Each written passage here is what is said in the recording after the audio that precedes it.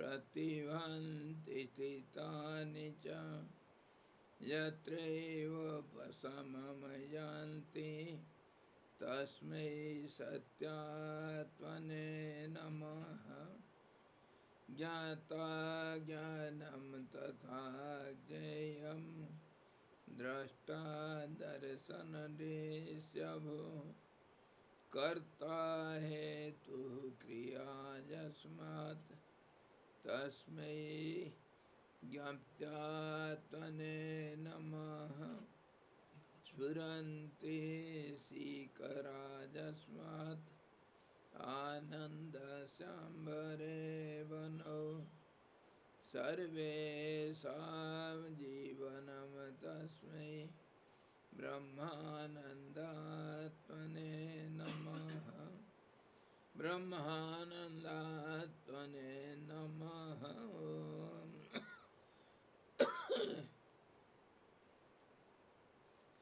वेदोदधिं समुन्मथ्य ज्ञानरत्नं समुद्रितं येन तस्मै वसिष्ठाय गुरुणां गुरवे नमः।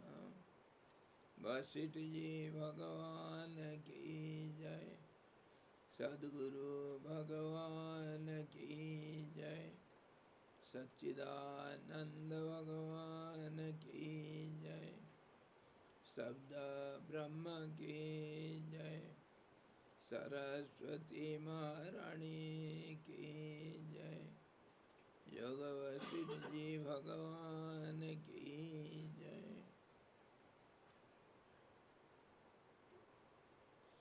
हरि ओम।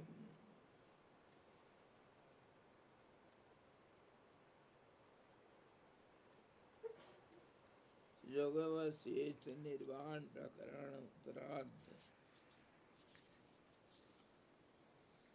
और 118वां अध्याय।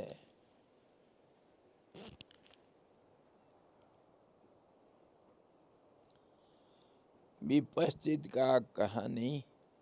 राजा विपश्चित और उसमें विपश्चित के सामने अपना जो सहचर लोग प्रकृति का सौंदर्य वर्णना करके उसका विजय उल्लास का वर्धन कर रहे हैं।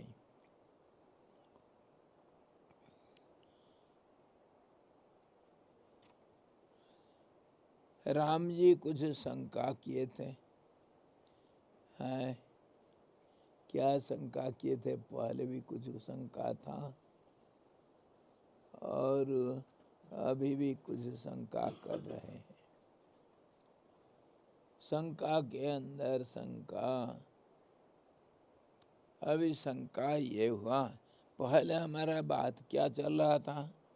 अनावृष्टि के समय भूमि का जल पीने वाले मयूर के आशय का कोई अनुचर वर्णन करता है।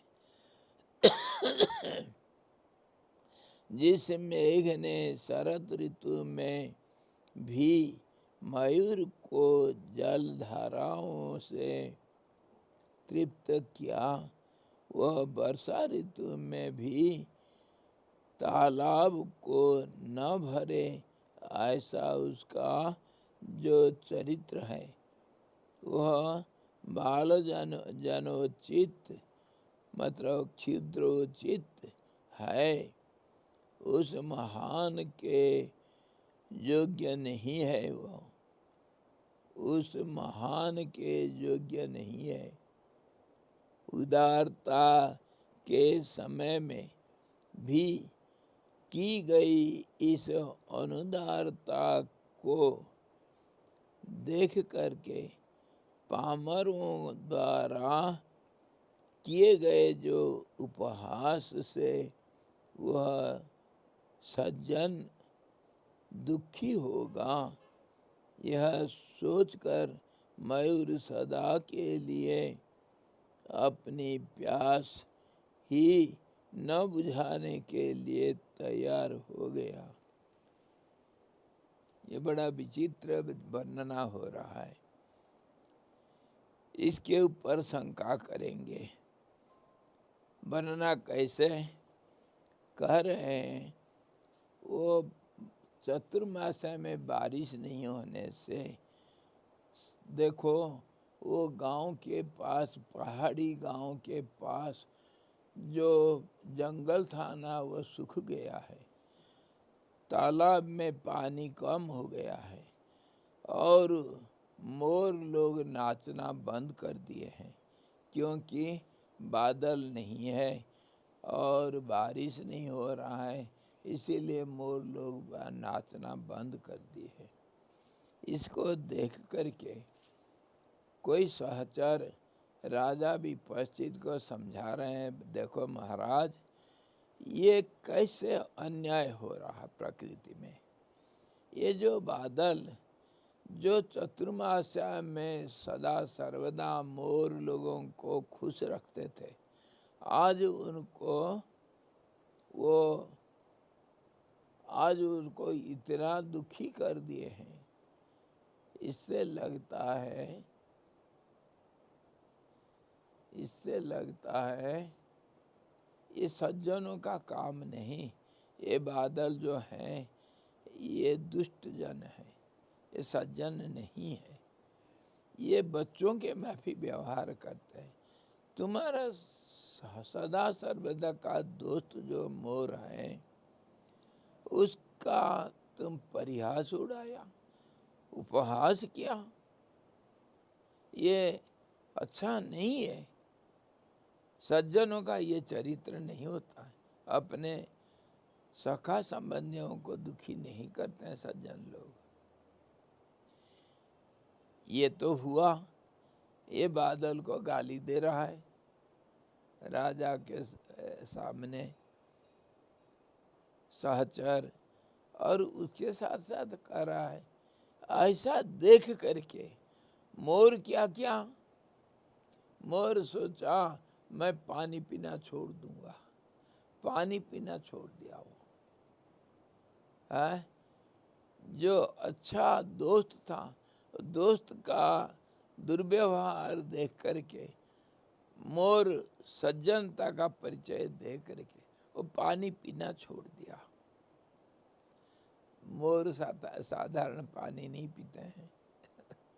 वो जहर जहर खाते हैं ना, बहुत कम पानी पीते हैं। पानी पीना देखा नहीं कोई। चातक भी साधारण पानी नहीं पीता है। बारिश होगा कभी, वो बारिश का जल को ऊपर मुँह करके पीता है, नीचे मुँह करके वो पानी नहीं पी सकता है। इसीलिए चातक बंधु कहा गया बादल को। बादल चातक का दोस्त होता है। वो पानी बारिश करेगा तभी जाके के चातक पानी एक बूंद पिएगा। कोई कोई चिड़िया ऐसा होते हैं, बहुत कम पानी में गुजारा कर लेते हैं। हमारे जानवर लोग भी ऐसे होते हैं। मरुभूमि में जो ऊंट 6-7 दिन पानी भी ना पिए चल सकते हैं। एक बार पानी पी लेंगे, वो अपने शरीर में जमा कर रखते हैं, जब ज़रूरत पड़ता है थोड़ा थोड़ा इस्तेमाल करते हैं। कैसे? जैसे कोई कंजूस सेठ लोग होते हैं वो पैसा खर्चा नहीं करते हैं। बहुत ज़रूरत कभी पड़ा इमरजेंसी, तब एक पैसा निकालेंगे उससे काम चलाओ सरकार बनाते हैं।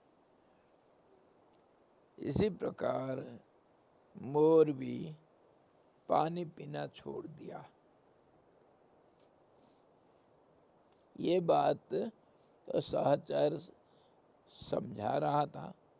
मयूर सदा के लिए अपनी प्यास ही न बुझाने के लिए तैयार हो गया। मैं प्यास ही नहीं बुझाऊंगा, प्यासा रहूँगा। ऐसा करके विचार किया।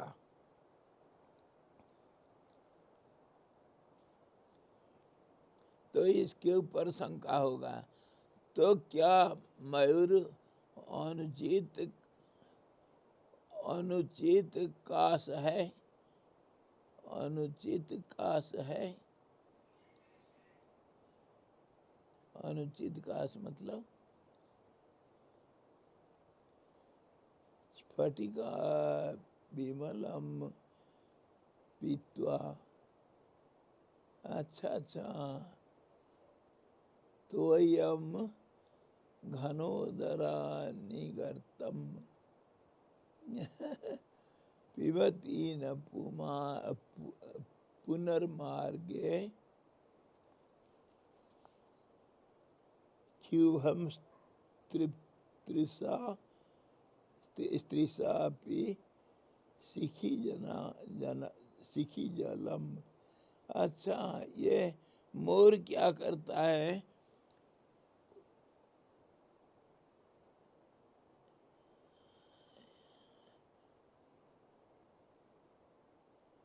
स्फटिक मणि को खाता है, इसीलिए उसको प्यास नहीं होता है। स्फटिक पत्थर को खा लेता है। ऐसा अनेक किस्म के चिड़िया अनेक किस्म का विचित्र चरित्र दिखाते हैं।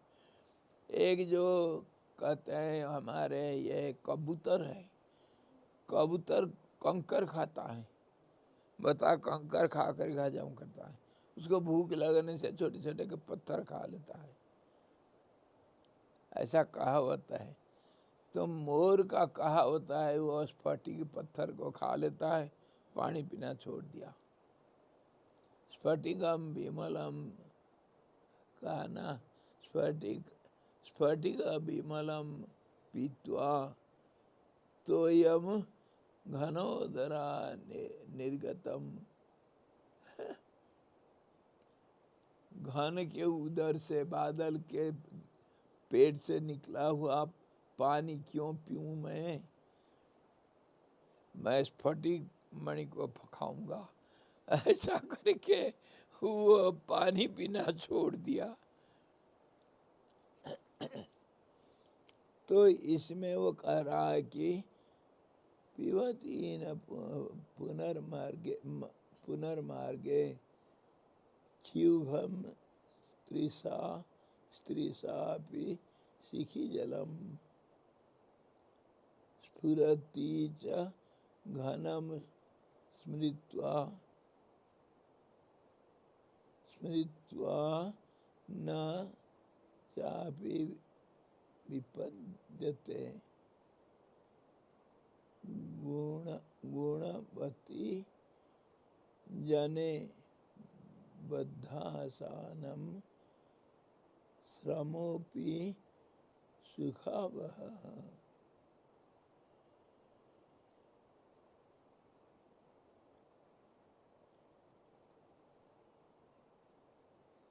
वो कहाँ, ये ऐसा क्यों करता है मोर? हमारे जो सुक्ति है, सुक्ति मतलब सुउक्ति, जो कहावत सब संस्कृत में है। संस्कृत में ये कहा गया, नीति साधारण हमारे जो समाज में जो परिचलित जो व्यवहार, उसके ऊपर अच्छा व्यवहार कैसा होता है, तो उसके ऊपर कहा गया कहीं कि दुष्टजनों के साथ उपकार भी नहीं करना चाहिए, क्योंकि उसका प्रत्युपकार वो कभी कृतज्ञता ज्ञापन नहीं करता है। दुष्ट लोग किया हुआ को नहीं मानते हैं, कृतज्ञ होते हैं। कृतज्ञों के पास अच्छा व्यवहार नहीं करना चाहिए, क्योंकि वो व्यवहार का कीमत को नहीं समझते हैं। और इसका विपरीत, सज्जनों के पास थोड़ा सा भी कुछ उपकार कर लो सज्जनों के लिए, तो उसका बहुत कीमत मिलता है। जैसे कहा गया शिव जी को एक बूंद पानी चढ़ा दो, वो आशुतोष बहुत जल्दी खुश हो जाता है। और दूसरे देवताओं को खूब मक्खन मालिश करो, खुश होना बड़ा मुश्किल हो जाता है उनका। इसीलिए आशुतोष का सेवा करना चाहिए, एक बूंद जल से खुश हो जाते हैं। ऐसे ही सज्जनों का प्रति थोड़ा सा क्या हुआ, कर्म का बहुत कुछ फल मिलता है। उदार राजा के पास जाओ, एक नमस्कार कर दो और एक गुणगान कर दो, वो तुम्हारे कल्पद्रुम के माफी जो मन में है सब काम पूरा कर देते हैं। लेकिन गरीब के पास जाकर के कितने भी कुछ भी कर दो, वो बेचारा क्या करेगा तुम्हारा वो प्रति उपकार। ये सब कहावत सब है। तो इसीलिए वो कहा, मोर क्या कहा कि वो पागल बादल, उसके उल्टी क्या हुआ जल। उसका उधर से निकला हुआ जल को मैं क्यों पीऊं, मैं स्फटिक मणि खाऊंगा। उससे मेरा इज्जत बढ़ेगा। और वो क्यों मालूम, मोर क्यों, नीलकंठ क्यों, नीलकंठ मतलब शंकर भगवान भी है नीलकंठ, इसको कहा गया। मोर को भी कहा नीलकंठ। वो जहर खा करके नीला बन गया। जहर को खा करके हजम कर लेता है। तो उसके ऊपर ये शंका करते हैं, तो क्या मयूर अनुचित का है? अनुचित क्या है, क्या हुआ?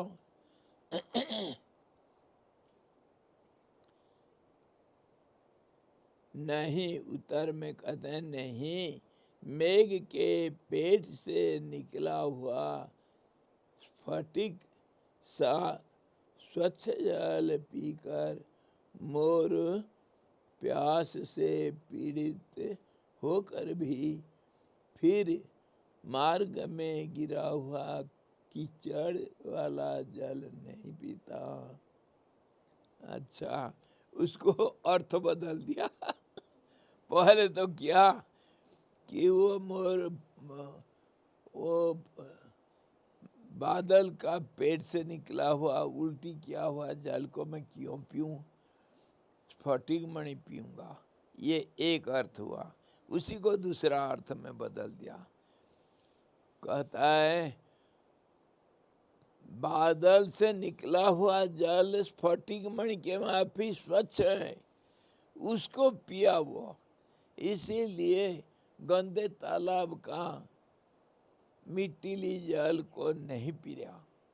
ये बात है। अर्थ को कैसे, एक ही चीज का अर्थ कैसे बदल जाता है। ये शब्दों का सब खेल है।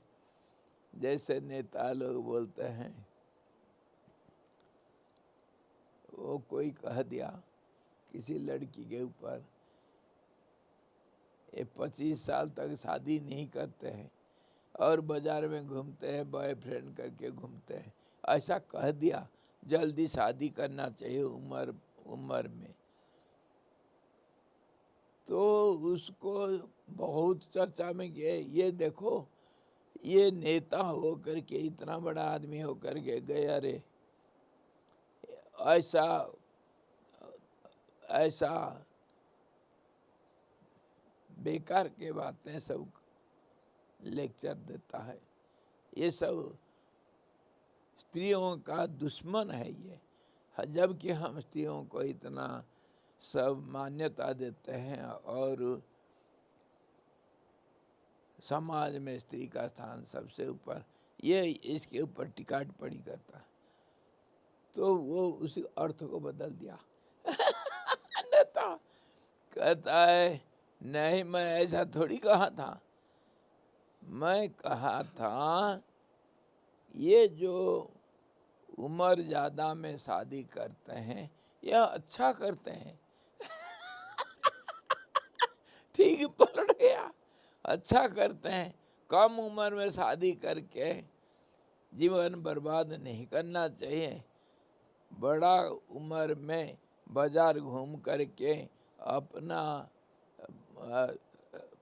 सबका भलाई करना, और 25 उम्र तक शादी नहीं करना। उसके आगे जा कर के ज़्यादा उम्र में शादी करने से शरीर सुस्त सबल रहता। मैं ऐसा कहा था। ठीक पलट गया। उसी को कहा था वही चीज, उसका दूसरा अर्थ निकाल दिया। मेरा कहने का समझते नहीं लोग। जिसका दिमाग में जैसा है वैसे ही सोचते हैं वो। मैं तो अच्छा कहता। तो भाई ये शब्द जाल ऐसा है जिसको हम जैसा ले सकते हैं। कहा ना, एक ही शब्द का जो अर्थ, एक तुम्हारे लिए जो अर्थ है मेरे लिए ठीक उल्टा अर्थ हो जाएगा। उदाहरण के लिए तुम्हारे लिए जो पूर्व है वो मेरे लिए पश्चिम है। तुम वो पहाड़ के 25 किलोमीटर पश्चिम में हो, इसीलिए तुम्हारा वो पूर्वांचल है, और उसके ऊपर सूर्य उदय होता है तो वो तुम्हारे पूर्व में रहता है। और मैं उसका उस पहाड़ के 50 किलोमीटर दूर पूर्व में रहता हूँ, वो मेरा पश्चिम हो गया। एक ही पहाड़ में सूर्य मेरा अस्त होता है, तुम्हारा उदय होता है। तुम्हारे लिए उदयाचल, मेरे लिए अस्ताचल है। देश काल परिस्थिति के अनुसार सब कुछ बदल जाता है। शब्द जाल ऐसा है, ये दुनिया ऐसे ही गोलमोल, किसी का कोई अर्थ नहीं है। इसको हम कितने बार विचार किए, तभी वो कविता के मतलब ये जो शब्दों का व्यवहार दिखा करके उसी को अलग अर्थ में बता दिया। फिर शंका करते हैं, तब तो वह मारे प्यास के मर जाता होगा वो मोर। नहीं नहीं, ऐसा नहीं भाई, वो मेघ का स्मरण कर हर्षित होता है और मरता भी नहीं है, क्योंकि गुणवान पुरुष पर आशा बांधे हुए लोगों का परिश्रम भी सुखकारी होता है, दुख नहीं देता है। तो वो कहता नहीं नहीं, वो मरता नहीं। वो मेघ को याद करते करते पानी नहीं बरसने पर भी वो सुखी रहता है, क्योंकि पानी मिलेगा कभी। तो ऐसे ही जो साधारण हमारे समाज में लोग बड़े लोगों का गुणगान करके सुखी रहते हैं, क्योंकि बड़े लोग कभी ना कभी कुछ ना कुछ उपकार करेंगे। बड़े लोगों का गुणगान करते हैं। मरते नहीं, आशा बांध करके रहते हैं।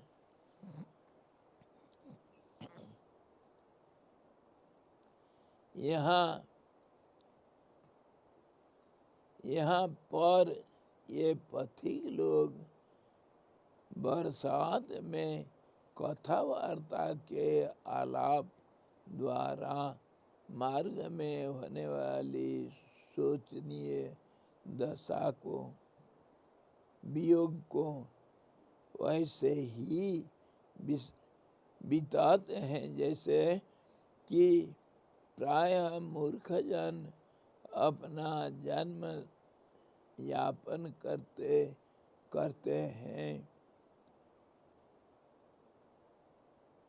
कांता विरही पथिकों का वर्षा ऋतु में कहीं पर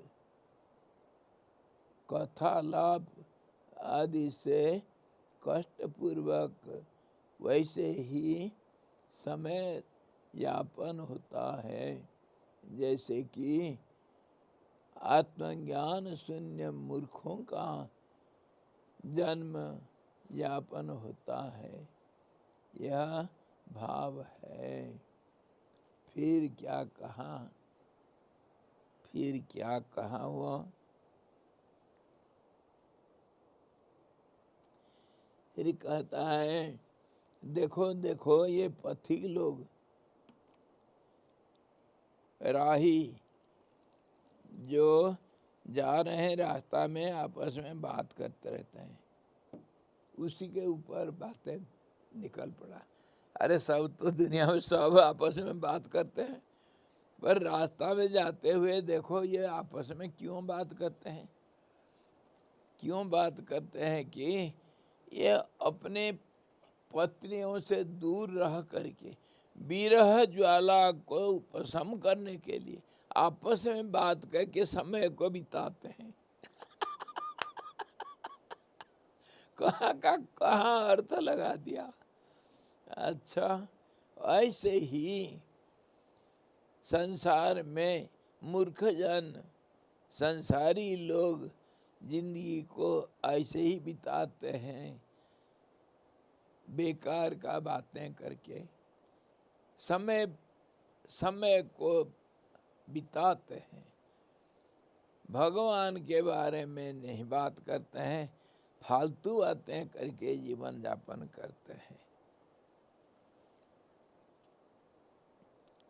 इसी प्रकार ये पथिक लोग जैसे जैसे फालतू बातें करके अपना विरह को, विरह वेदना को उपशम करते हैं, ऐसे ही ये मूर्ख संसारी जीव ये संसार में फालतू बातें करके समय को बिता देते हैं।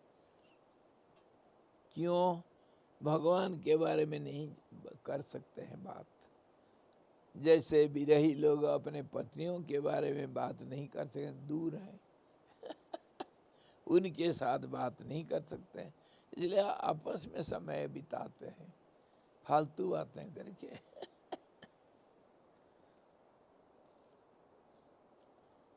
ये इससे हमको देख रहा है संसार का स्वरूप तो अनेक किस्म, कैसे कैसे जो हम सोच ही नहीं सकते, वो भी संसार का रूप है। वो तो बात सही है, लेकिन कविता कैसा होता है, कवि लोगों का सोच कैसा होता है, साहित्य जो है, भाषा साहित्य जो है, वो कितना दूर तक भाव का कितना गहराई में जाते हैं, है? उसको देखना है। भाषा का व्यवहार कैसे किया जाता है। अरे इससे हमको क्या फायदा होगा? अरे यही तो भाषा, ये शब्द जाल तो संसार है, इसके बिना संसार कहाँ है? इसलिए संसार का रूप को जानने के लिए ये सब जानना जरूरत है। संसार को क्यों जानेंगे हम? क्योंकि यही तो माया है, माया का स्वरूप यही है, संसार ही माया का स्वरूप है। इसी को वशिष्ठ जी वर्णना कर रहे हैं। तो कहाँ विपस्थित का कहानी से हम कहाँ के कहाँ पहुँच गए। सारे चीज संसार का ही स्वरूप है।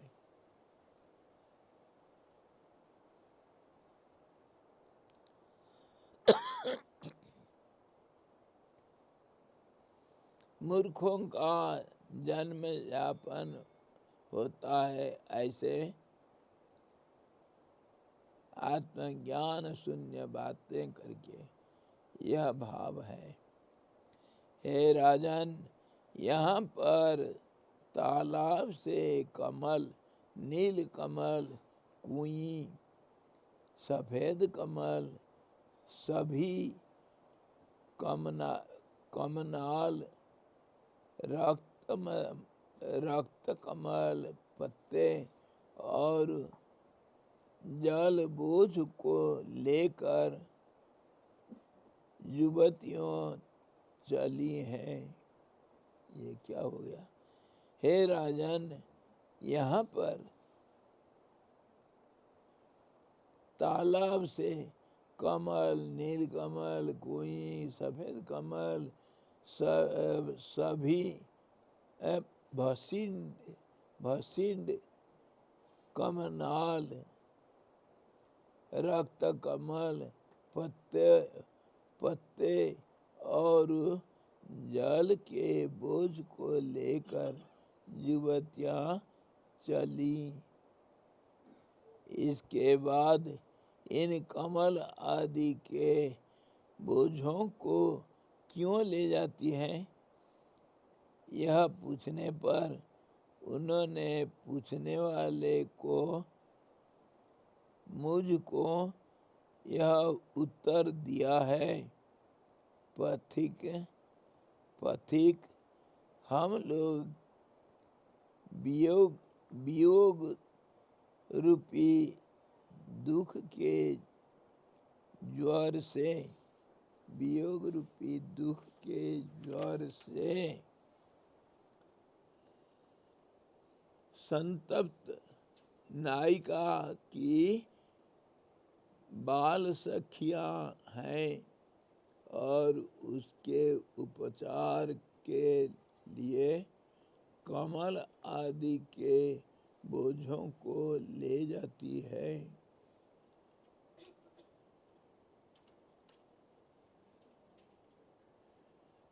तदुपरांत प्रेम पूर्ण हृदय वाली स्तनों के भार से नत झुकी हुई तथा विविध भावों से मनोहर अंगों वाली वे ललनाएं देख रहे पथिकों को उनके घर की प्रियाओं का बार बार स्मरण कराती है। यहाँ पर कोई पथिक अपना प्रिया का स्मरण करता हुआ कहता है, वह मेरी प्रिया जल से भरे ये मेघ रूपी अंधकार से काले काले आकाश की चिकने तथा मेघ और अंधकार के समान काले शून्य वन को देख करके प्रलाप करती होगी, भूमि पर गिरती ही होगी तथा चलते चलते ठोकर खाती होगी। हाय भ्रमर श्रेणी तथा नील कमलों से परिवेष्टित कमल रूप पान पात्र से पीने वाले बर्तन के कटोरे से उड़े उड़े ले जा रहे कमलिनी के मधु को पीने से मस्त हुआ और तटभूमि पर उड़े हुए वृक्ष आदि के पल्लवों के नृत्य से प्राप्त हुई मधुर गंभीर शब्द राशि से ये प्रख्यापित शीतलता, मृदुता और सुगंधी आदि गुणों से पूर्ण वायु बहता है। अच्छा, ये जो पथिक लोग के बारे में बोला, वो पथिक लोगों को देखते हुए कुछ स्त्रियां वो तालाब से जल भर करके ला रहे थे, तो उसको देख करके ये पार्श्वाचार्य बोलता है, देखो ये कमलों के नाल और कमल के पत्ते और कुछ कुछ अलग अलग रंग के कमल सब कमल सब तोड़ करके ये लड़कियां ले जा रहे हैं। ये खाली नहीं ले जा रहे हैं, ऐसा ये पथिकों के साथ मजाक करते हैं। कैसे पथिक लोग बात करते थे आपस में, ये भी आपस में बात करके ये अपने और पथिकों को मजाक उड़ाते हैं। देखो तुम्हारे पत्नियां तो तुम्हारे साथ नहीं है, तुम तो विरही जन हो और तुम कहीं दूर से आए हो घर छोड़ करके। देखो हम अपने अपने साथियों के लिए, अपने प्रेमिकों के लिए हम कैसे ले जा करके उनका जो भावनाओं को हम पूरा करते हैं। ये कमल अगर हम उनके लिए ले जा रहे हैं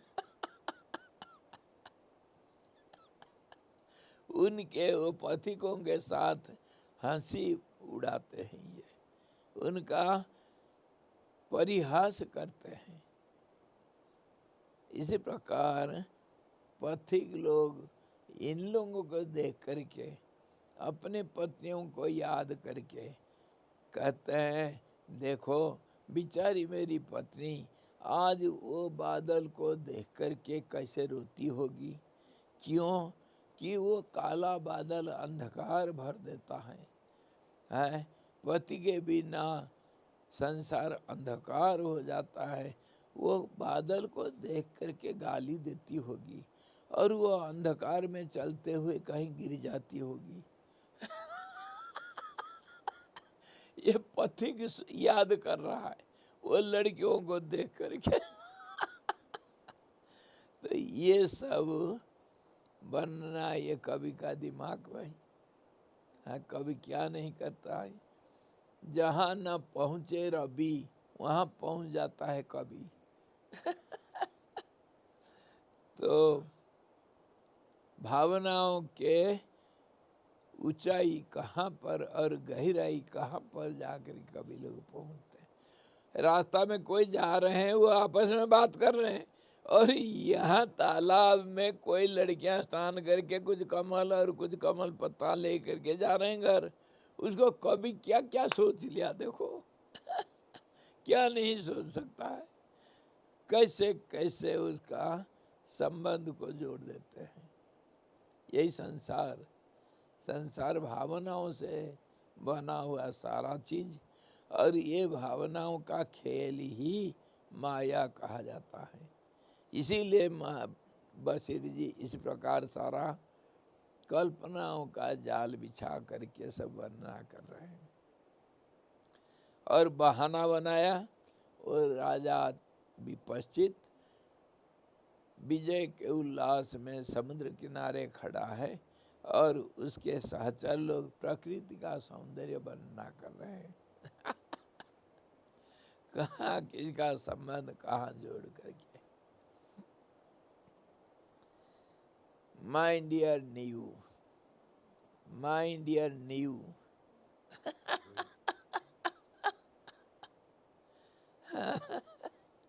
We are just discussing some beauties and descriptions, different kind of positive, negative, and interrogative and exclamatory.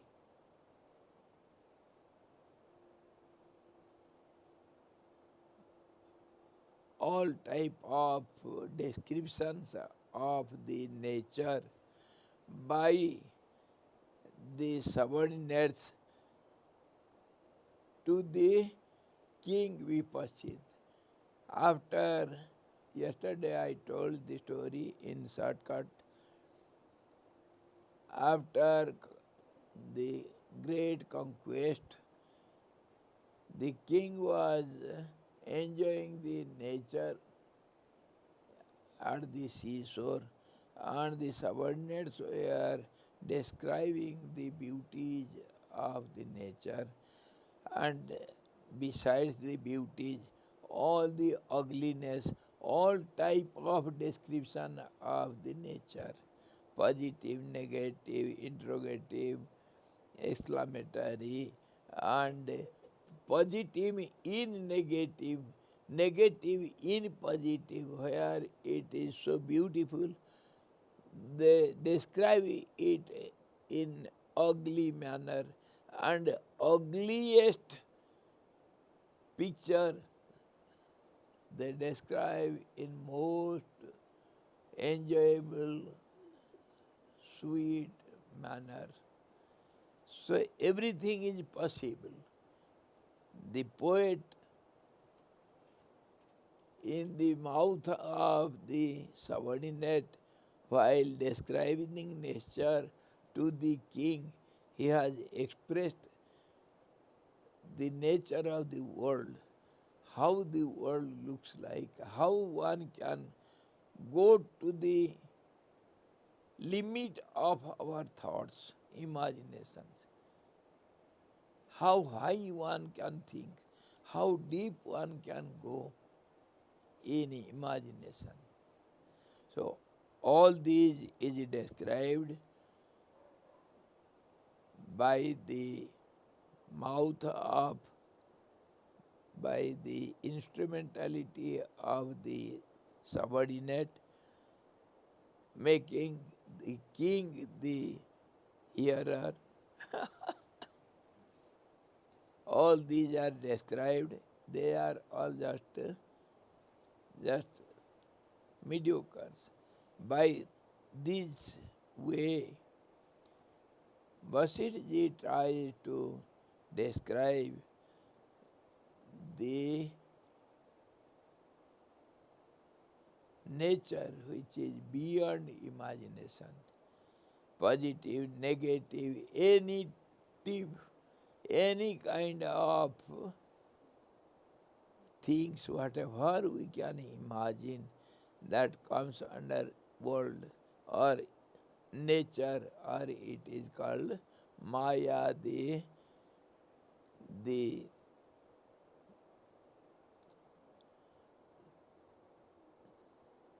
illusive power. It can make anything to anything. It can bring the beauty to the ugliest status, and ugliest things can be made so beautiful. All these are meaningless. Whatever we think, they are meaningful in one sense, in other sense utterly meaningless. They are, whatever we think, whatever we speak, and whatever we behave with each other, all these are meaningless in sense. It can be taken in any way possible. So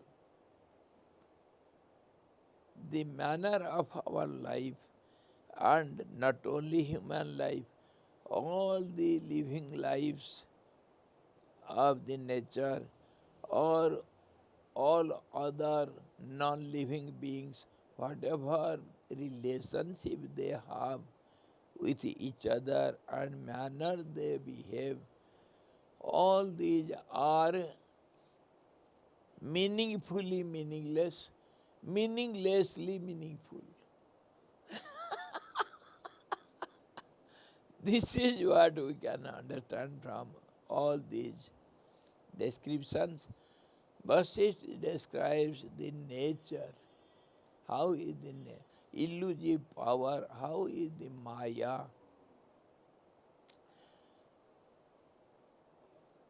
By the description of nature, natural views, the beauties, and all other aspects of the nature, everything is described by the subordinates before the king. And the king is hearing everything. And the king also is a king which is not a real being. Huh? The king entered into the fire and he became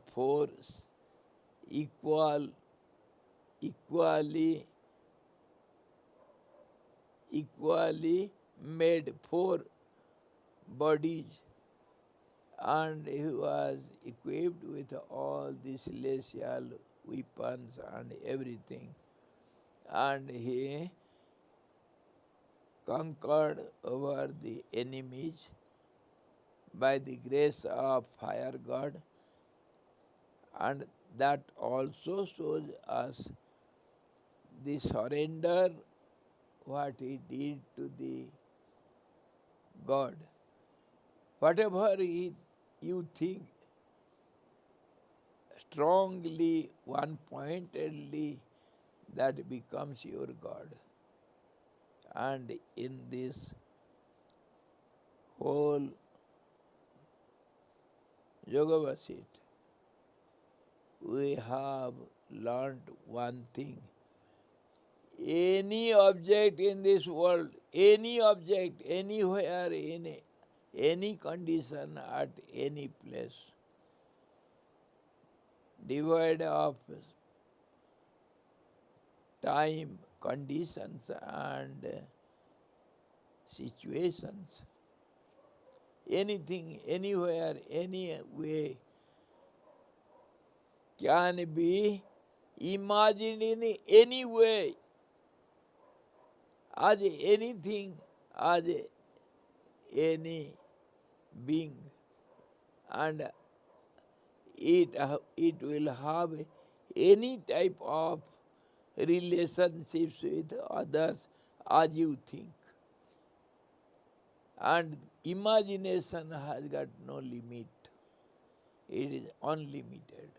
And it has got no real any aspect.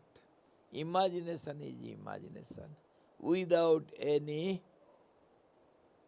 background, without any support, without any cause. Imagination is imagination, and the whole world is based on imagination. And that is known as the Maya, or the illusive power, which causes all the confusions, all the problems, all the miseries in this world. And one who understands it, in the twinkling of an eye, he goes beyond all this. Only when your imagination comes to an end, when you stop imagining, that is what is explained by different kinds of yoga in different language. The same thing. The Patanjali Yoga, Sankhya Yoga says, when you stop thinking, that is the aim of our life. That is called yoga. By any means, many ways, many methods, skills are given how to stop the mind, which is so difficult. And other yoga process, all kinds of yoga, they tell the same thing in different language, in different ways. When the mind stops thinking, you are, and when mind starts thinking, you are a worldly man, and you are nowhere, and you are a bundle of problems and miseries only. That is called world. You are your own world, and you are the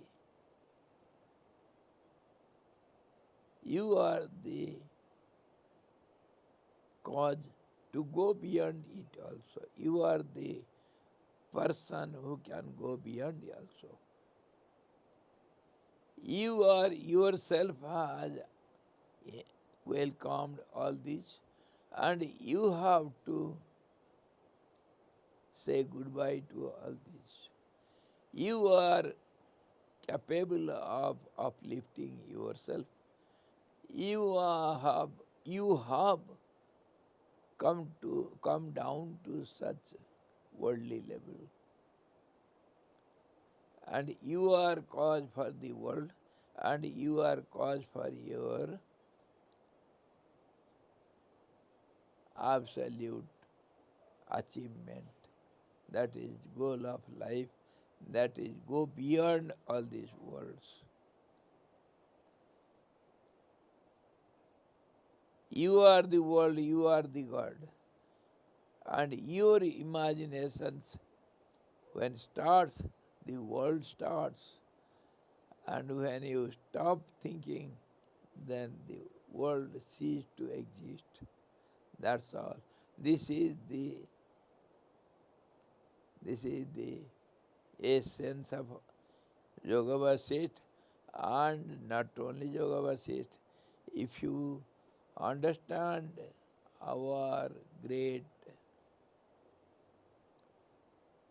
scriptures, Vedas, Vedants, all these epics, different kind of ways of life, schools of thoughts,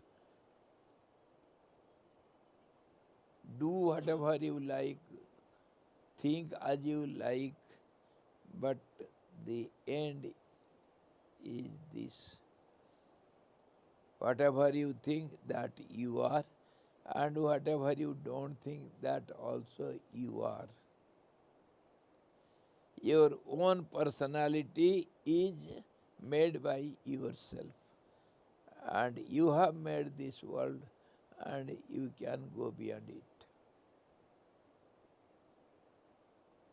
Everything, you are the center, epicenter. Just as in one circle, innumerable circles are possible, they are there, and innumerable centers are also in one center.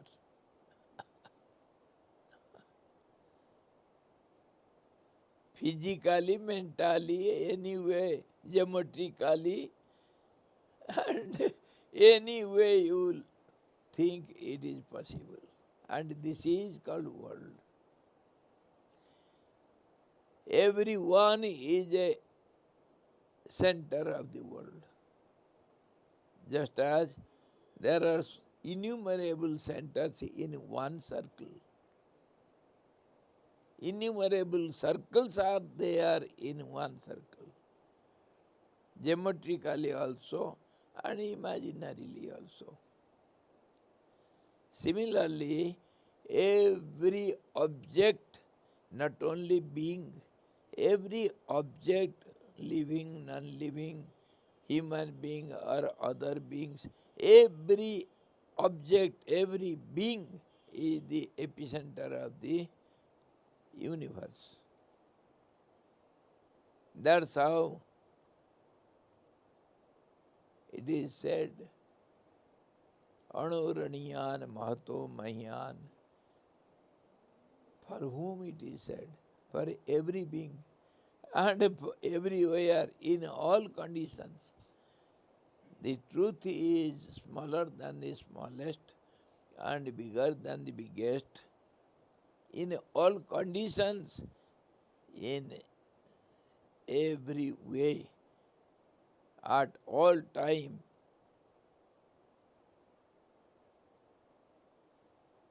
deprived of all the conditions. It is non-conditional. So this is the essence, and we are going on discussing it in different ways to have a deep, long-lasting, strong understanding, so that your mind will be colored by it. Again and again, repeatedly, from all-round vision, from every angle possible, we discuss this thing only. Go on thinking, don't worry whether we are talking in Hindi or any language. We make jokes, we make everything. We chit chat, we go on hearing stories, in stories, within stories, without stories. We go on discussing everything, but the center is this. Around this, our discussion goes on.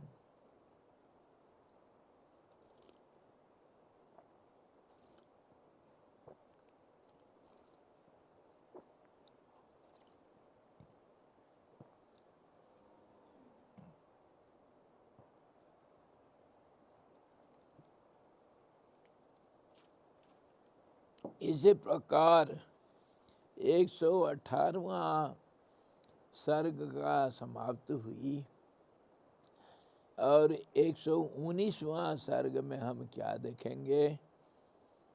पथिक का अपनी प्रिया से भेंट होने पर उसके आगे उसके वियोग से हुई अपनी मरणांतक दशा का वर्णन, विरह वर्णना होगा.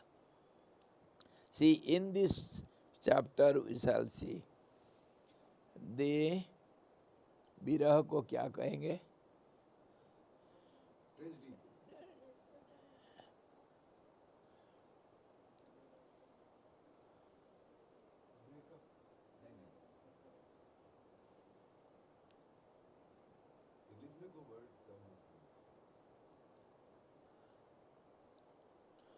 Separation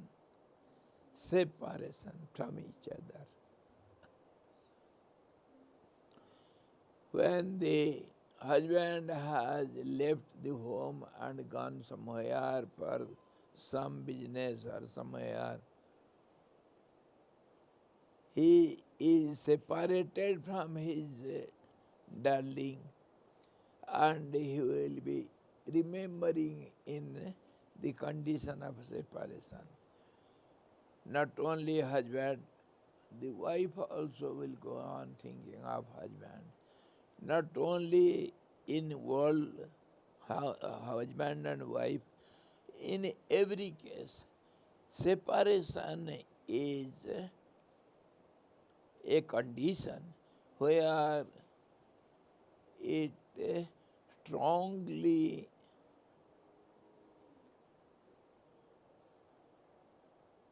unites the two mentally. Physically they are separated, but mentally they are strongly united. So it is said this separation is a very, very important step in the path of devotion. The devotee should feel this separation from God so that mentally they will be united. The communion is possible by separation. Separation brings communion. Separation physically, communion mentally. And we deal with mind only. Mind has made this body. Manaha satthanindriyani prakriti sthani karsati. This mind, the sixth sense, by the help of these five gross senses, this sixth sense mind collects the essence of five basic elements: sky, air, fire, water, and earth. It collects all the essence of it and makes the body.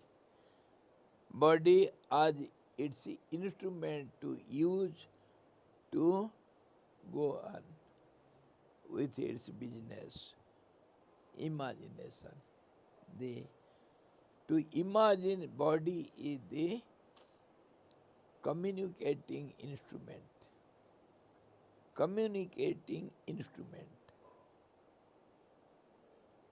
शरीर नहीं है तो संबंध नहीं होता है। मानसिक संबंध होता है, मानसिक संबंध भी होता है, लेकिन इसका मूल और स्थूल कारण तो शरीर है। स्थूल और मूल कारण शरीर होता है। शरीर के संबंध से हम सारे संसार में संबंध स्थापना करते हैं। मानसिक संबंध तो बाद में, पहले शरीर को मैं मानते हैं, मैं हूँ शरीर, और शरीर जब मैं हुआ तो शरीर के संबंध, क्योंकि 5 इंद्रियां शरीर में हैं, और ये 5 इंद्रियां जो ज्ञानेंद्रियां, ये संबंध जोड़ना ही इनका काम है। संबंध जोड़ना ही काम है, और सारे दुनिया के साथ संबंध जोड़ते हैं। कैसे?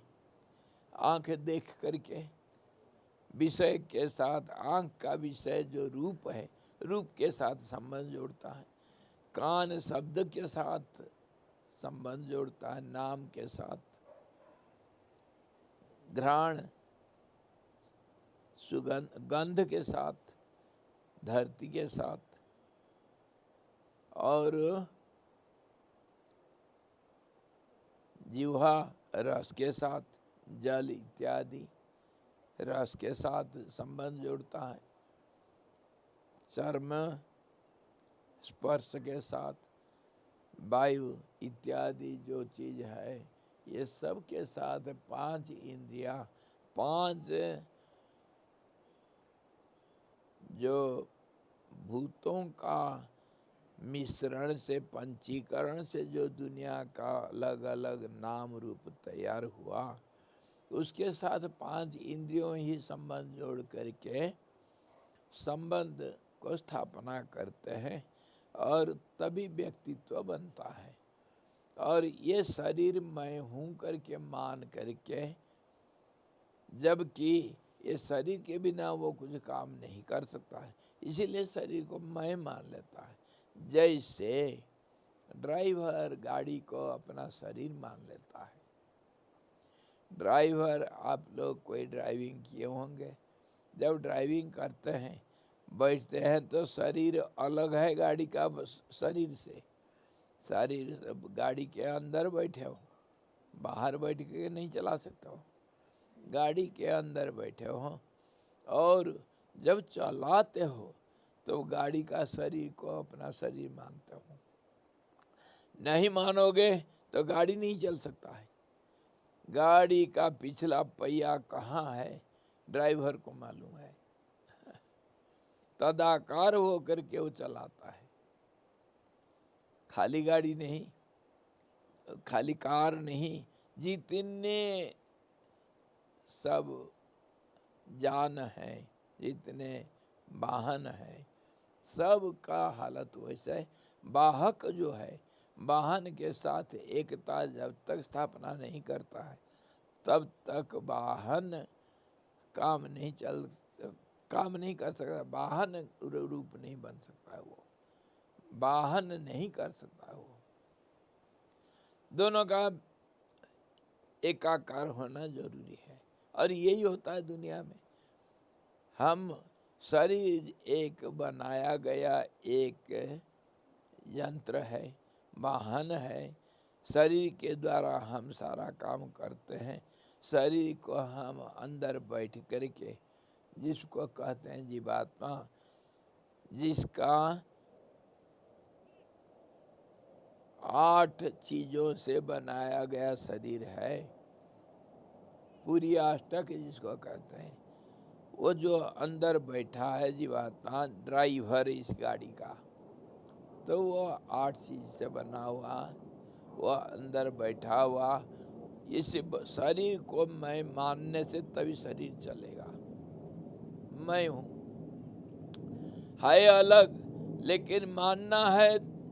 जब तक नहीं माना मैं हूँ शरीर, तब तक शरीर नहीं चलेगा। यही तो खेल है, और इसके कारण सारे संसार में हमारा संबंध है। और ये जो शरीर जो जिसको हम चला रहे हैं मैं मान करके, और इस शरीर में चलने फिरने वाला काम का पहिया कौन है? ये 5 इंद्रियां हैं। तुम्हारे कार का 4 पहिया हो सकता है, लेकिन कोई ट्रक है उसमें 6 पहिया होते हैं। कोई ट्रक है 32 पहिया होते हैं। हाँ जी, तुम्हारे कार में है वो मारुति 600 800 में 4 पहिया होगा, लेकिन हमारे जो बड़ा गाड़ी है ना उसमें 6 पहिया है।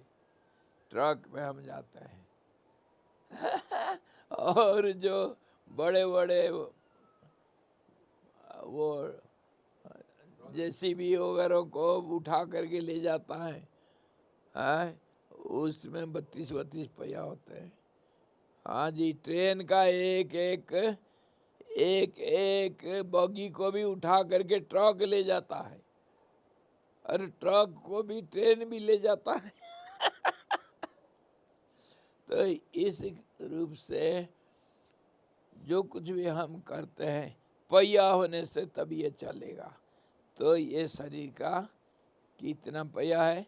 5 पहिया है ये इंद्रियों के 10 पहिया तो है, पर 5 पहिया इसको दिशा आगे है, 5 पहिया पीछे है।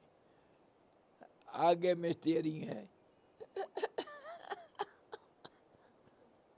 है कि नहीं? 10 पहिया है, पर 5 पहिया मुख्य काम करते हैं।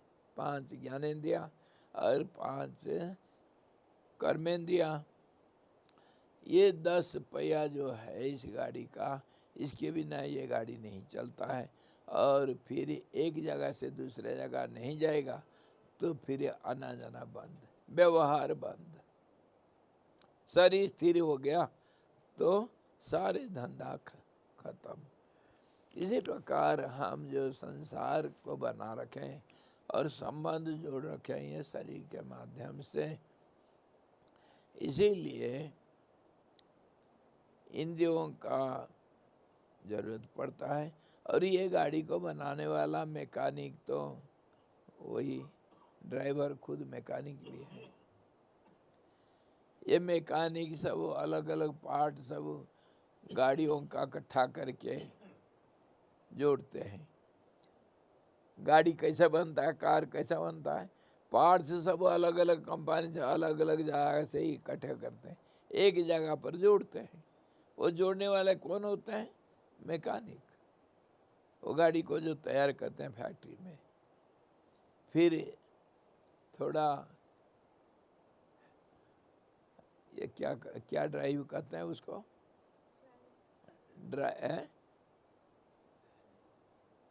पहला जो टेस्ट ड्राइव करेंगे, फिर शुरू करते हैं बेचना पहले परीक्षा कर लेते हैं।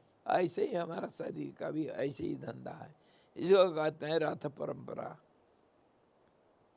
हमारे भाषा में, हमारे दार्शनिक भाषा में इसको रथ कहा गया। और रथ को चालक है जो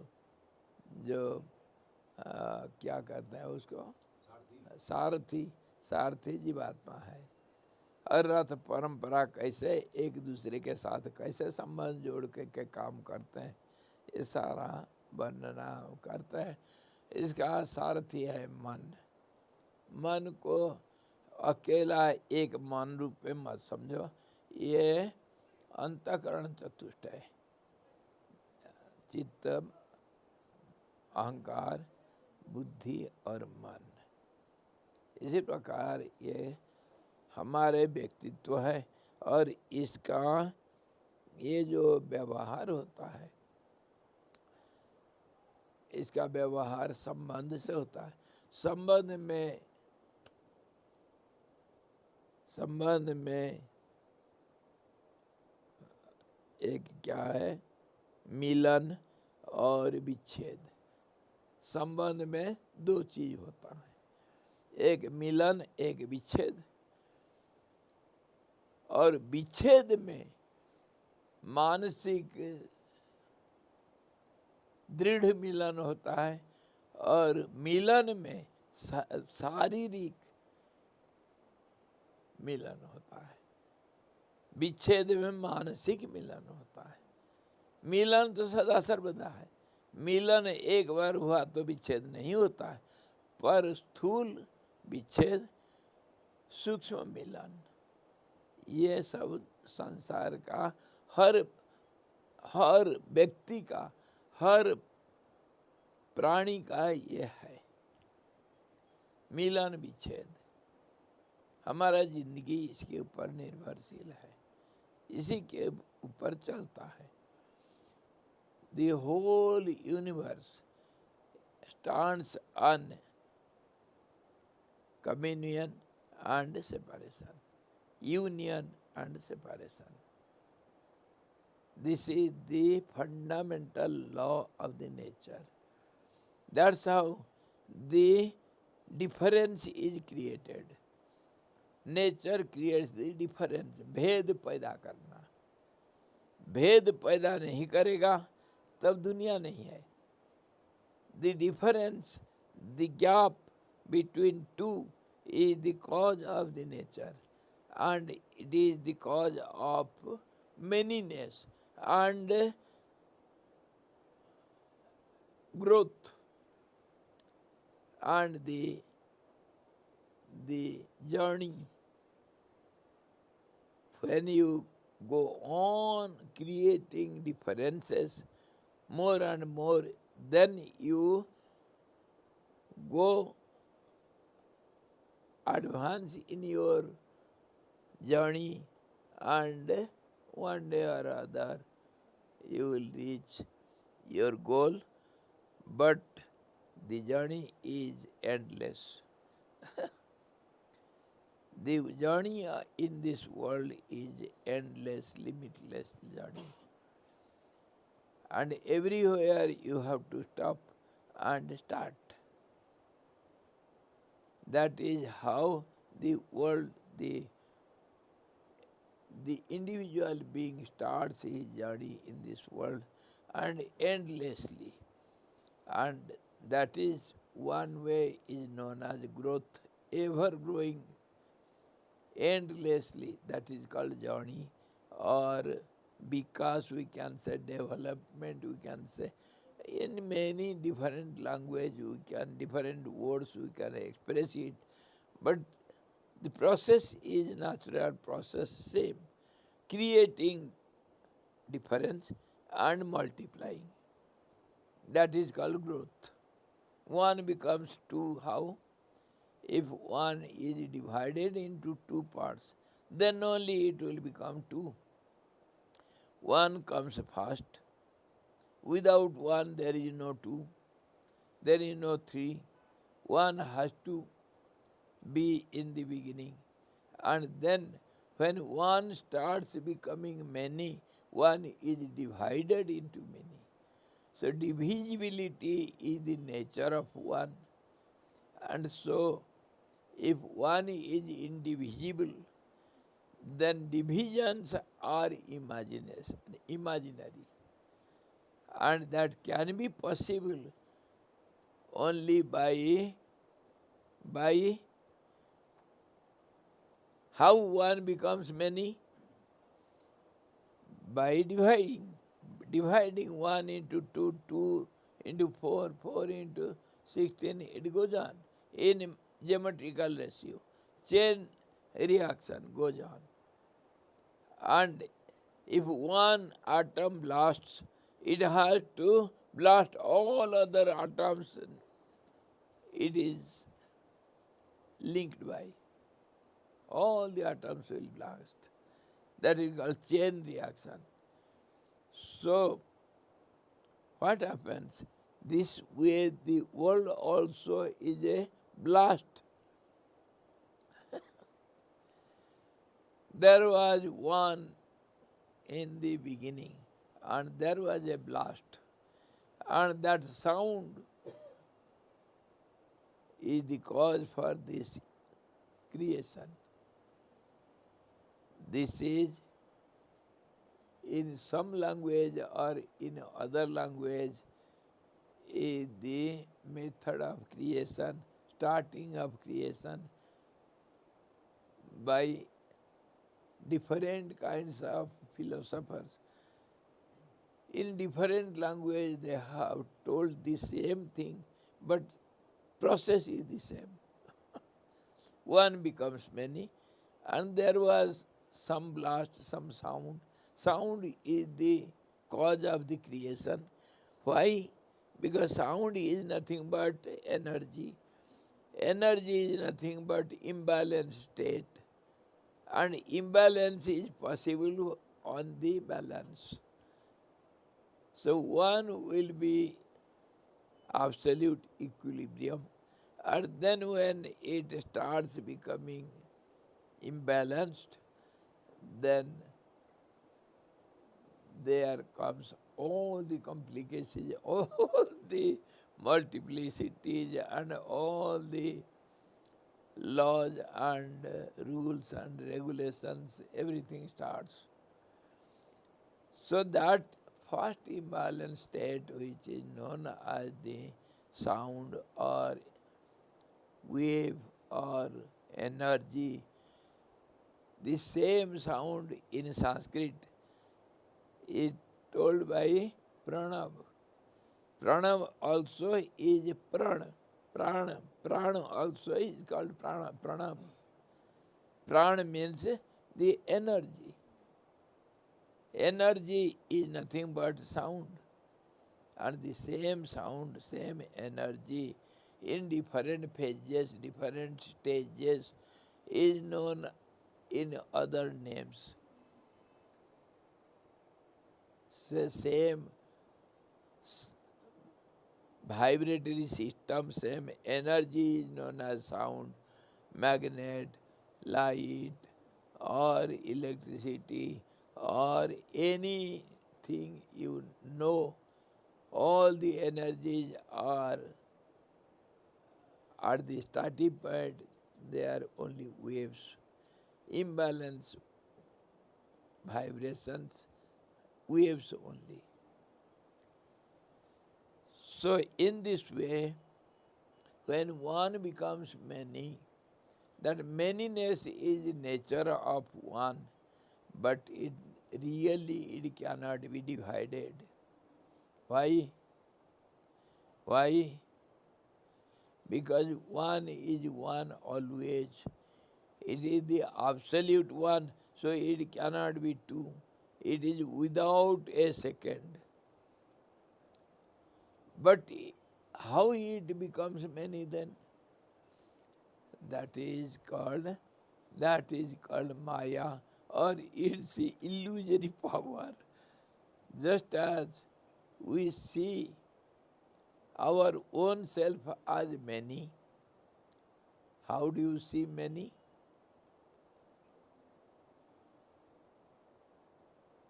This is modern age, you know, so many things. Say, if you take your video, you think it is one, you are one only, but innumerable photos are taken seriously, series-wise, continuously. Innumerable photos are taken, and they are so quickly taken, you think you are walking, you are talking, but it is not you. It is you, one in many, many in one. Similarly, see the water. One water, so many waves, so many aspects of it. So many aspects of it, bubbles, say, uh, its, its motion, uh, uh, its waves, and say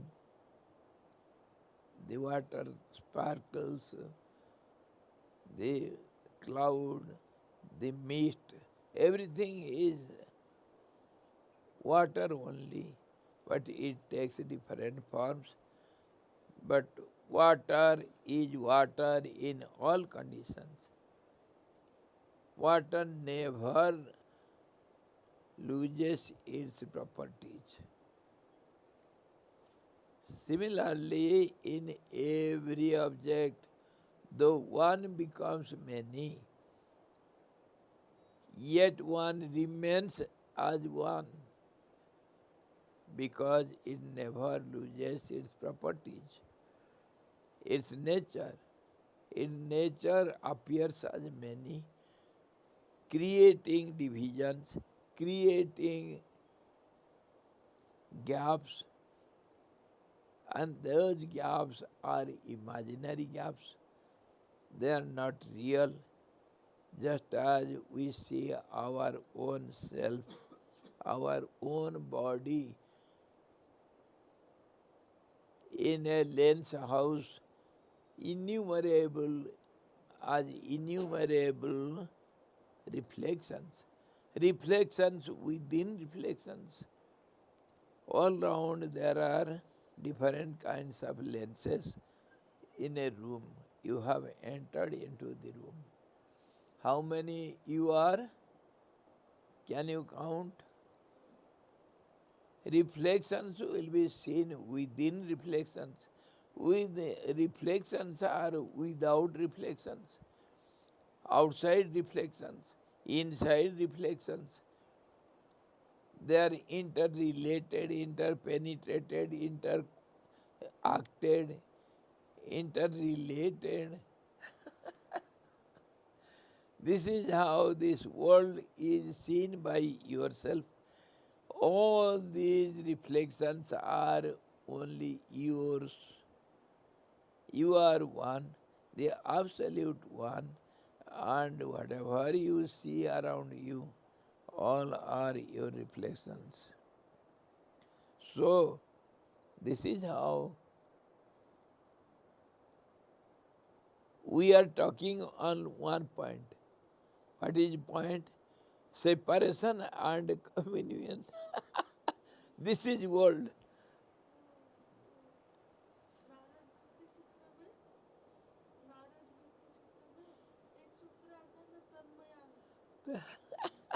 जी बिल्कुल।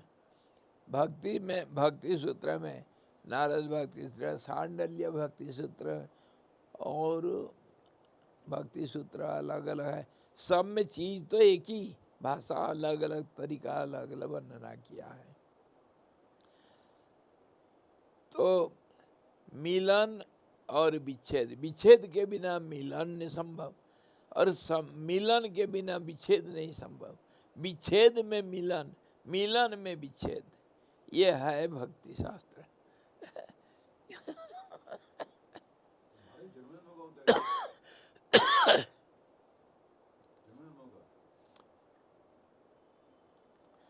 तो जो विच्छेद में मिलन, वही एक अनेक हो जाने से विच्छेद हो गया। छेदन मतलब अलग अलग करना, विशेष रूप से छेदन करना, विच्छेद, दूर के लिए चला गया। तो फिर संबंध तो है, तो संबंध होने से वो चिंतन अवश्य होगा, और चिंतन वो सूक्ष्म रूप से होगा। वो सबसे ज़्यादा सुखदायी अथवा दुखदायी होता है, दोनों चीज होगा। मिलन में सुख भी है, दुख भी है। कैसे? जब हम चिंतन करते हैं उसमें सुख होता है, और जब बिछुड़े हुए हैं फिजिकली तब दुख होता है। दोनों चीज इकट्ठा होता है। और ये जो मिलन विच्छेद, ये संसार का नियम है। दो, एक परमाणु दूसरे परमाणु के साथ मिलेंगे, इसी को कहते हैं पंचीकरण। हमारे जो केमिस्ट्री में, ऑर्गेनिक केमिस्ट्री, उसमें क्या होता है, क्या करते हैं? केमिस्ट्री इसी के बारे में सब कहता है। दो परमाणु अगर मिलेंगे एक अणु होगा, एक अणु दूसरे अणु के साथ मिलेंगे तो कुछ विषय कुछ वस्तु का जन्म होता है। तो नाना किस्म के अणु, अनेक किस्म के अणु के साथ मिल कर के ये सारा दुनिया बना, स्थूल होगा। अणु सूक्ष्म है और वह स्थूल आकार लेगा कैसे, दूसरे के साथ मिल करके, और जब ब्लास्ट होता है तभी छेद होता है। ये फिजिकली वैज्ञानिक ढंग से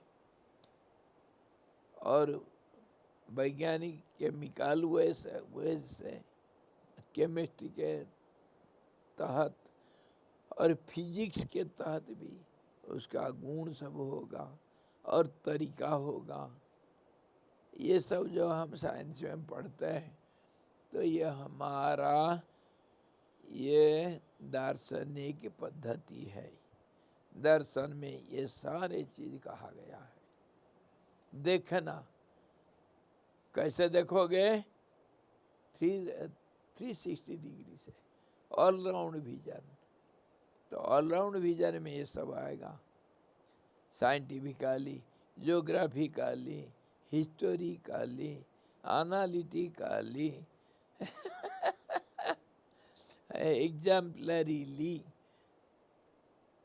From every angle you have to see, then only you can have some kind of thorough knowledge. Then only, or else your vision is one-sided, your thoughts are also one-sided, you are one-sided, you are not complete. And why we have the desires in this world, why we are slave of our desires. Lifestyle means fulfilling the desires. Every being is ever engaged in fulfilling the desires. Desires are our lifestyle, fulfilling the desires. Why do we have the desires? Because of experiencing incompleteness. Why incompleteness? Because every moment we think we are many, we are not one. If you feel oneness, then that is called fullness. Fullness means पूर्णता। पूर्णता का जब अनुभव होगा तब फिर कोई वासना आपके अंदर पनप नहीं पाएगा। असतो मा सद्गमय।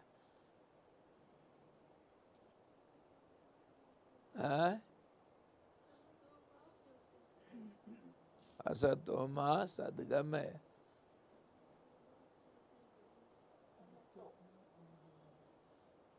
पूर्णम आखिर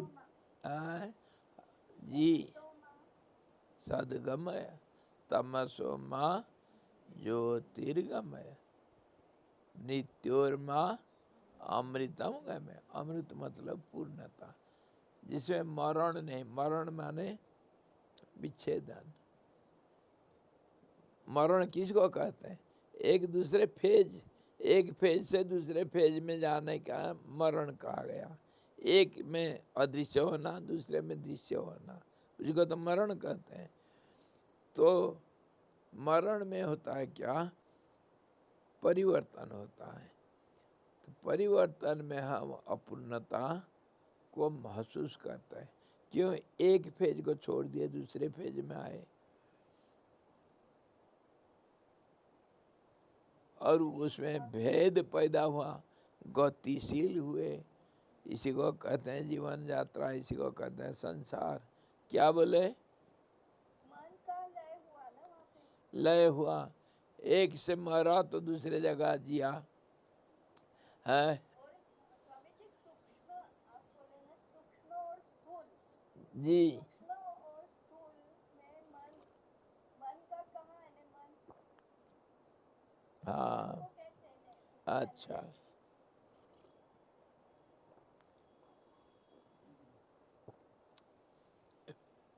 मन का स्थिति में बताऊंगा, पहले ये प्रकरण को सुन लो, हमारा टाइम भी हो गया।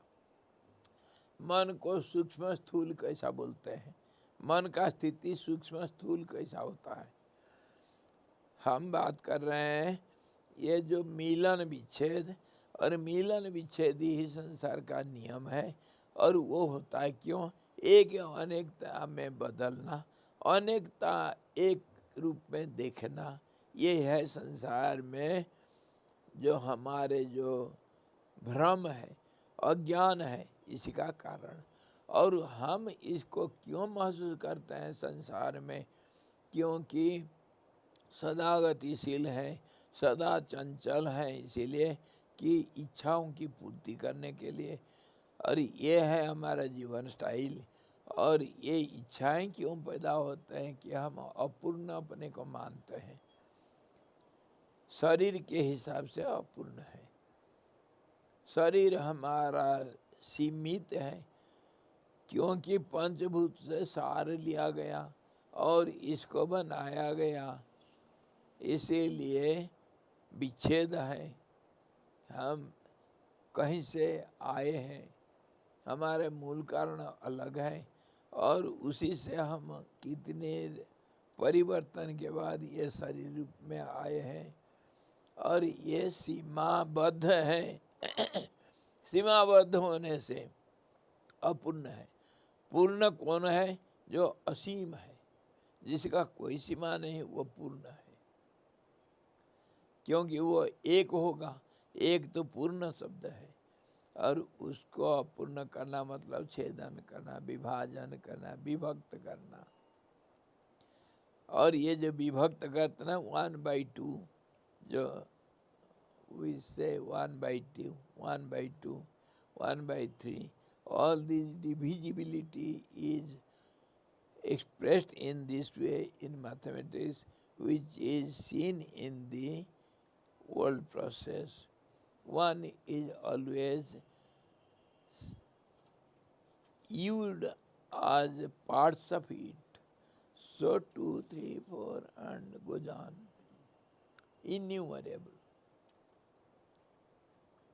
In this way, one becomes, though it doesn't become many, yet it appears as many. Because as a whole it is one, as a parts it is many. Just as see the tree, tree is one, पेड़ तो एक है, but can you see the tree as one?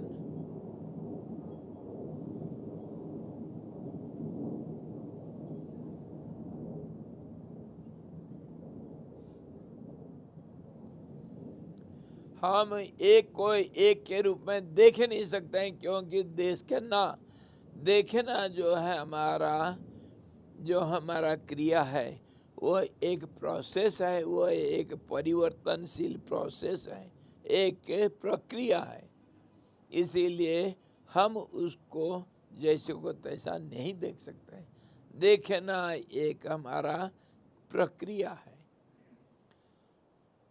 हम 5 इंद्रियों के द्वारा देखते हैं, इसीलिए एक को एक के रूप में नहीं देख सकते हैं। वो 5 हो जाएगा, 5 को 25 होगा, 25 को फिर कितना होगा, 625 होगा, जैसे भी होगा। तो ये जो हमारा देखना प्रक्रिया, यही है संसार का कारण। हमारा देखना आधा अधूरा है, और ये विभाजित है, इसीलिए संसार को हम अनेक रूप में देखते हैं। एक पेड़ को देखो, एक पेड़ कहीं नहीं देख सकते। One tree is not one. The moment you see tree is not seen anywhere, but it is seen in parts of it. It is a group. The whole universe is one, but yet it is accumulation of many, collection of many. The one becomes many in this way. One village, many families. One family, there is no family. One family, we say different members of it. One member, I am my family member. Are you one? No, I am many. As a body, I am one. But body means a combined group. Body means, the word body means a group. So group is one, members are many. Everywhere, in every atom also, we see this one becomes as many. One atom, it has the nuclear, it has neutron, proton, and electron, etc. Many. It is never steady. It is always in motion. So motion means it will have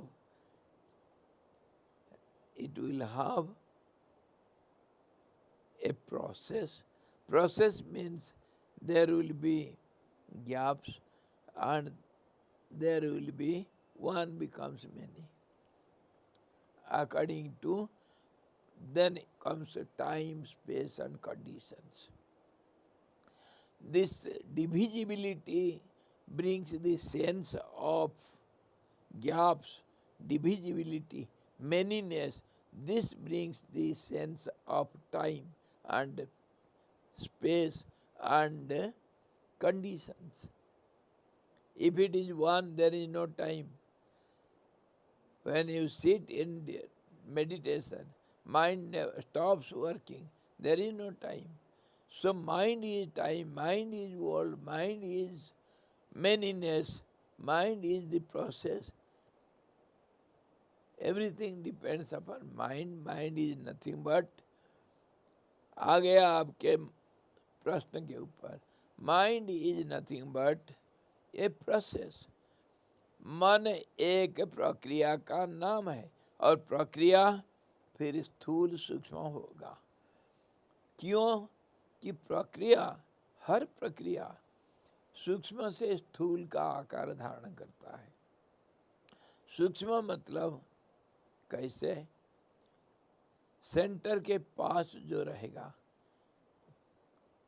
एक देखो, पानी थाली में रखो, पानी स्थिर रूप से रखो. अच्छा, बिल्कुल जल को देखो, स्थिर रूप से है वो.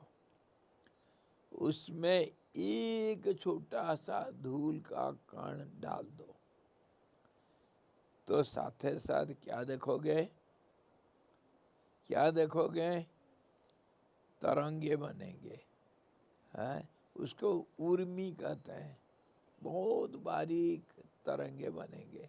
एक धूल से कितना, परंतु वो तरंगे खाली जल का ऊपर नहीं, अंदर बाहर सब जगह पर वो तरंग मतलब स्पंदन पैदा होगा.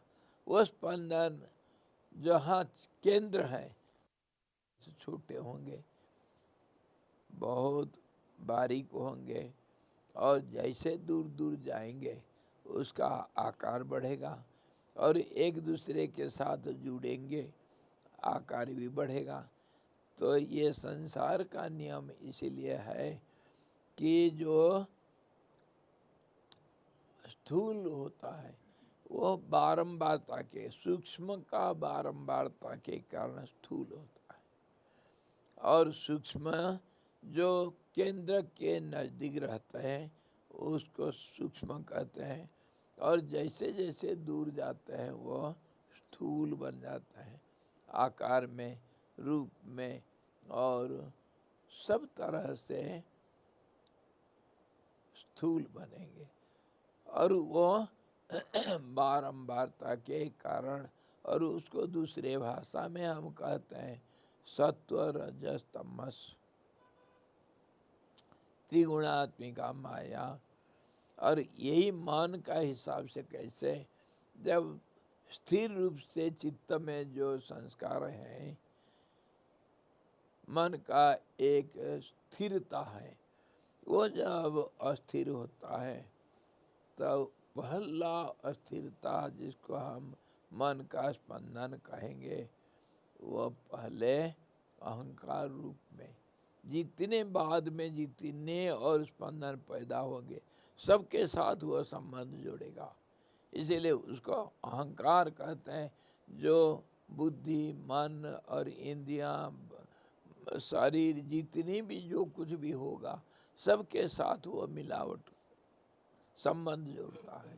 इसलिए अहंकार मतलब मैं, मतलब शरीर सारा सब कुछ।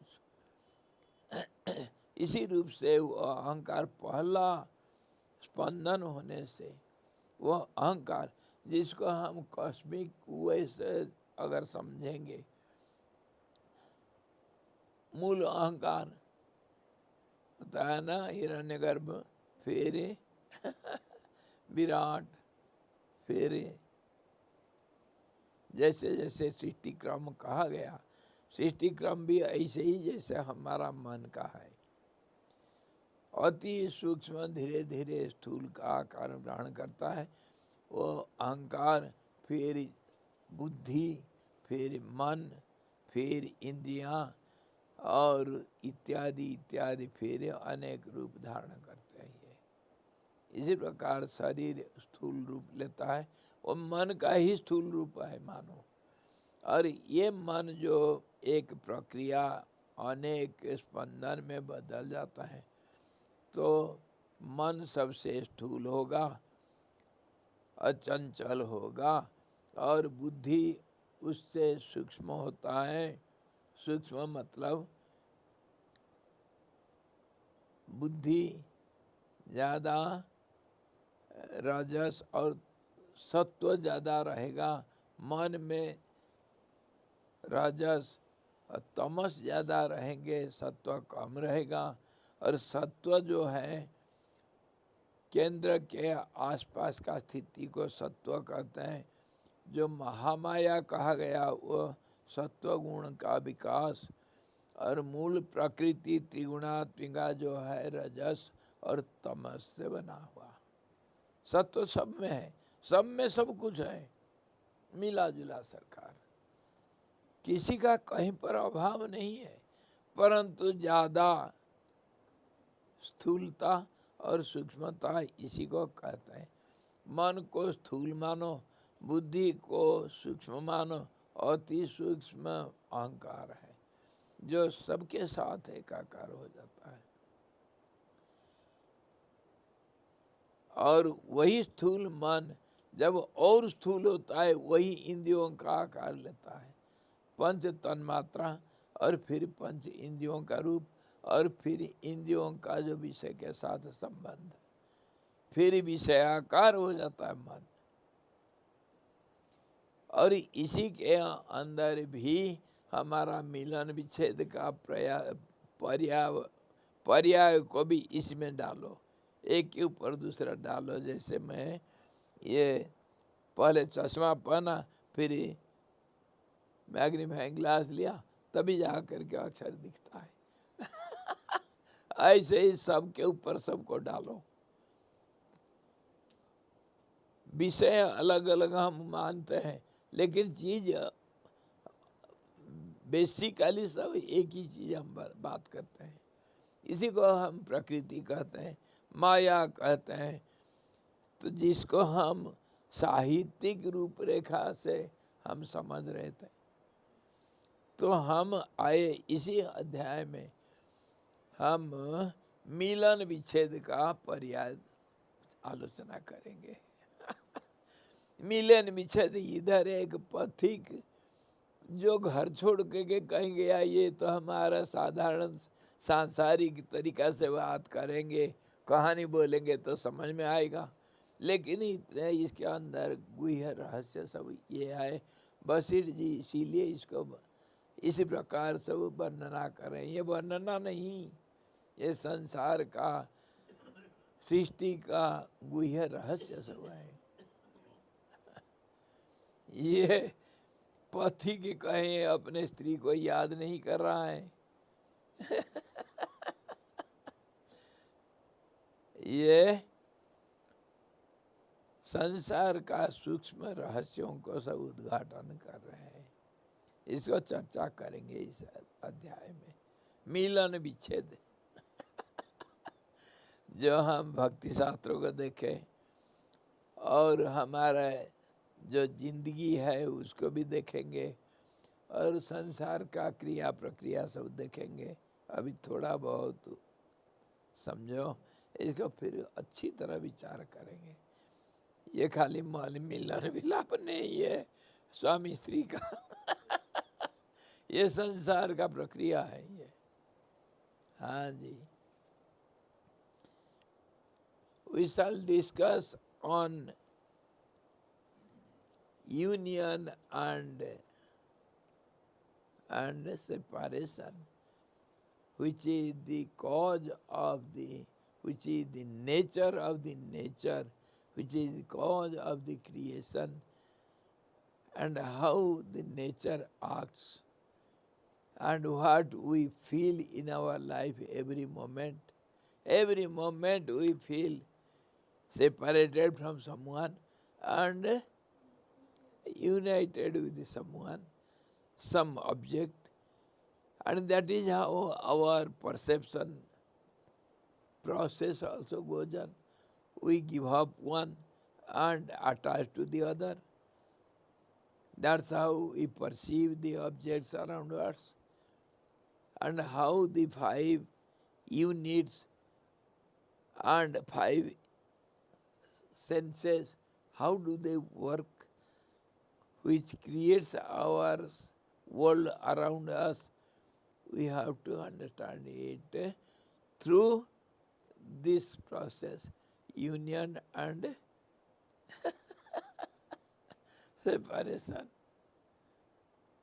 And this also will show how one becomes many and many becomes one. Many appears as one, one appears as many, which is neither many nor one, which creates the illusion, complicacy, confusion, and that is our world.